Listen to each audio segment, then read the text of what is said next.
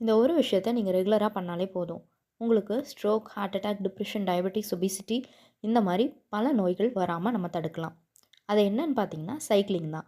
Cycling பண்ணுறதுனால இவ்வளோ benefits இருக்கா என்னன்னு தெரிஞ்சுக்கலாம் வாங்க. சைக்கிளிங்கில் வந்து ஒரு அரபிக் ஆக்டிவிட்டின்னு சொல்கிறாங்க. அரபிக் ஆக்டிவிட்டினா என்னென்னா, இந்த ஆக்டிவிட்டி பண்ணுறதுனால ஹார்ட், பிளட் வெசல், லங்ஸ் இது மூணுக்குமே நல்ல ஒரு ஒர்க் அவுட்டாக இருக்கும். சைக்கிளிங் பண்ணுறதுனால இந்த மூணுக்குமே பெனிஃபிட்ஸ் கிடைக்கும். டெய்லியுமே 60 மினிட்ஸ் நீங்கள் சைக்கிளிங் பண்ணிங்கன்னா உங்கள் ஆர்ம்ஸ் எல்லாம் நல்லா டோன்டாக ஷேப் ஆகும்னு சொல்கிறாங்க. நம்ம 20 மினிட்ஸ் மாட்ரேட் இன்டென்சிட்டியில் சைக்கிளிங் பண்ணோன்னா 173 கேலரிஸை பர்ன் பண்ணலாம்.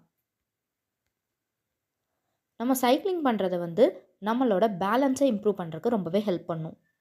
நீங்கள் சைக்கிளிங் பண்ணியிருந்தீங்கன்னா கண்டிப்பாக அந்த வீடியோக்கு ஒரு லைக் போட்டுட்டு உங்கள் சைக்கிளிங் எக்ஸ்பீரியன்ஸை கமெண்ட்டில் சொல்ல மறக்காதீங்க.